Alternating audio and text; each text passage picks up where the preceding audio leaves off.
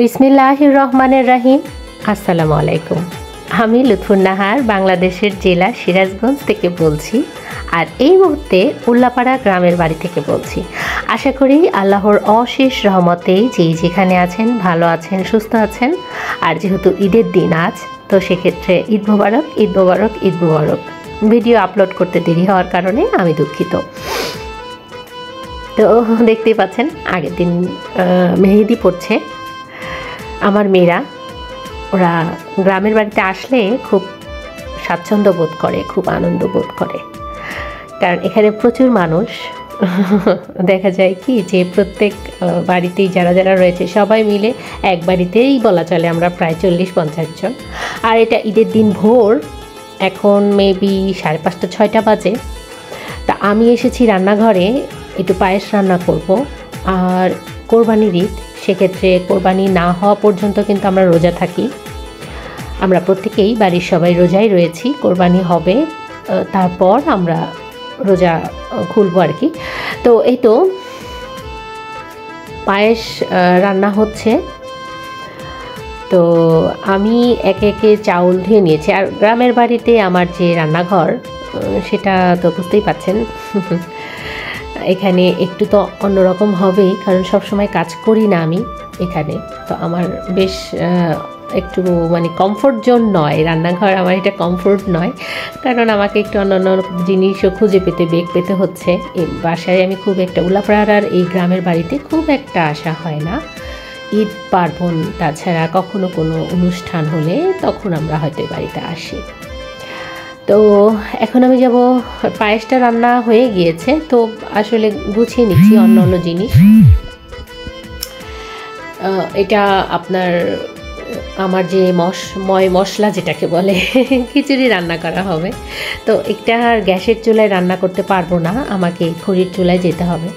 তো সেই কারণেই আমি সব যে হলুদ, লবণ, তারপরে ধনিয়া, মহুরি সব কিছু গুছিয়ে নিয়ে যাচ্ছি। এখানে রান্নাঘরে যেতে হলে, মানে খড়ির চুলায় রান্না করতে হলে সব গুছিয়ে নিয়ে যেতে হবে।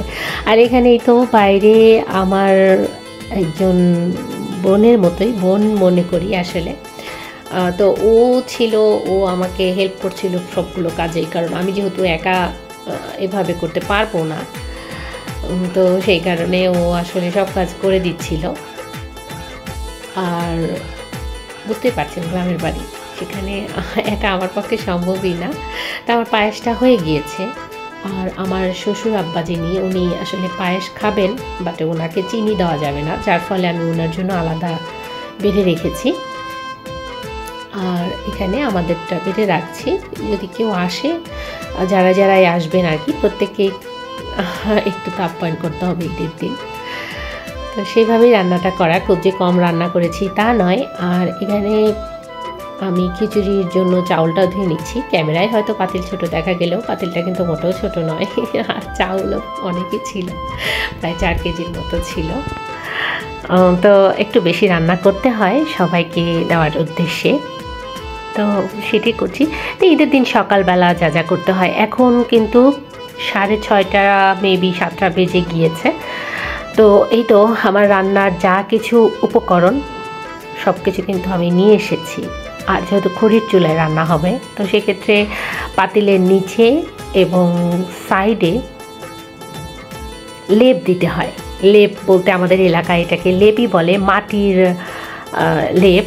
তো এটা কিছুটা মাটি নিয়ে পানি দিয়ে মানে কাদার মতো করে গুলিয়ে নিতে হবে, এবং তারপর সেটা আশেপাশে দিতে। আমার ধারণা যে আমার ভিডিও যে আপু আর ভাইয়ারা বা যারাই দেখেন না কেন, এটা সবাই জানেন যে কিভাবে আসলে এটা কেন করা হচ্ছে এবং কীভাবে করছে। এই পাতিলটা ভালো থাকার উদ্দেশ্যে এটা করা, যে কালিটা হবে খড়ির চুলায় রান্না করতে গিয়ে, তো সেই কালিটা কিন্তু এই মাটির উপরেই থেকে যাবে। নেক্সট টাইম আমি যখন মেজে ফেলবো তখন আর পাতিলে কালি লাগবে না।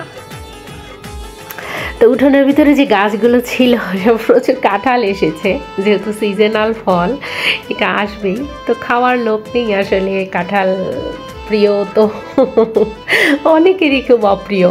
আমার অপ্রিয় না, তবে প্রিয় না। হ্যাঁ, আমি হয়তো খেতে পারি, এটা আমি বলবো না যে আমি অপছন্দ করি, খাবোই না, গন্ধ সহ্যই করতে পারি না, এরকম না। অনেকে আছে এরকম, তো আমি দুই একটা হয়তো খেতে পারি, কিন্তু প্রিয় না, না খেলেই বরং আমার ভালো লাগে এই টাইপের আর কি। তো যাই হোক, প্রচুর কাঁঠাল ধরে রয়েছে, অনেকেই যারা পছন্দ করে তারা খাচ্ছে। আর এই তো মাঠে যাওয়ার জন্য সব নামাজের জন্য রেডি হয়ে গিয়েছে। আর আমি যথারীতি এখন 7টা বাজে, 7টার একটু বেশি বাজে, সবাই 7:30টার মধ্যে নামাজে চলে যাবে আর কি। আমার মেয়েরা ওঠেনি, তো আমাকে একটু প্রবলেম ফেস করতে হচ্ছে, কারণ এক হাতে ক্যামেরা আর অন্য হাতে কাজ করতে গিয়ে আমার একটু প্রবলেম হচ্ছে। তারপরেও ভাবলাম যে অন্তত ঈদের দিন সকালের যে যা কিছুটা হলেও আমি আপনাদের সাথে শেয়ার করি। আর কোরবানিটা আমি দেখাইনি, গত বছর ভিডিওতে আমি দেখিয়েছিলাম, কিন্তু সেখানে আমার কপিরাইট আসেনি, বাট আমার ওটাকে ইয়েলো করে দেওয়া হয়েছে। তো এই জিনিসগুলো মেবি দেখানো যাবে না, তো সেই কারণে আমি ওটার ভিতরে আর যাচ্ছি না। আর এই তো অন্য কাজও আমি আর দেখাবো না। তো এখানে আমি জাস্ট রান্নাটাই দেখাচ্ছি। সকালে আমাদের যেটা রান্না হচ্ছে ভারী খাবার বলতে খিচুড়িটা রান্না হবে, যেটা হয়তো সকালে আচার বা মাংস কিছুটা রান্না করে নিয়ে এসেছি, মুরগির মাংস, সেটা দিয়ে ইফতারের পর খাওয়া হবে। মানে আমাদের সকালে রোজা করি, তারপর ইফতার হবে। আর এই তো আমার কিন্তু প্রচণ্ড কষ্ট হচ্ছিল এক হাতে এগুলো করতে, কারণ ক্যামেরাটা অন্য হাতে ধরেছিলাম, এখানে স্ট্যান্ড ছিল না, তো প্রবলেম তো হচ্ছিলই। তারপরেও আমি চেষ্টা করেছি। আর আরেকটা জিনিস, যে আমার মেয়েরা এখনও আমাকে হেল্প করতে আসেনি, ওরা ঘুমাচ্ছে, গ্রামের বাড়ি। আর ঠান্ডা রুম আছে, বাইরের যে রুম যেটাকে আমরা বৈঠকখানা বলি, তো সেখানে কিন্তু বেশ ঠান্ডাই বলা চলে আমাদের এই বাড়িতে, বৈঠকখানার যেটা। তো সেখানে আমার মেয়েরা ফ্লোরিং করেছিলাম, ফ্লোরে ঘুমায়াছিলাম, তো সেখানে ওরা এখনও আসেনি। আমার মোটামুটি রান্না শেষ, আর সব মশলাগুলো একে একে আমি দিয়ে দিচ্ছি। পরিমাণ বুঝে তো দিতে হবে, আসলে এখানে শেখার উদ্দেশ্যে না। খিচুড়ির মাংসের মশলা যেভাবে দিই খিচুড়িতেও সেটা দিই। আর যেহেতু এটা বুটের ডাল আর ভাতের চাউল দিয়ে আমরা খিচুড়িটা সকালে এই গ্রামে আমাদের করা হয়, তো সেটি আমি করছি। যথারীতি হলুদের গুঁড়ো, জিরার গুঁড়ো, গরম মশলা, হলুদ, লবণ, পেঁয়াজ, আদা, রসুন বাটা, এগুলো আমি আগে থেকেই তৈরি করে নিয়ে এসেছিলাম। তাই তো আমি গরম পানি করে রেখেছি, সেটাও দিয়ে দিলাম। কষিয়েছি কিছুক্ষণ, চাউলটা ভেজেছি, তো সেইটা আর ক্যামেরাবন্দি করতে পারিনি। তো বাদবাকি জিনিসগুলো এখন নিয়ে যেতে হচ্ছে। আর এই মুহূর্তে আমার মেয়েরা এসেছে, এখন 8টা প্রায় বেজে গিয়েছে। আর ও পাশে আমার যিনি চাচি আম্মা ছিলেন, উনিও রান্না করছে।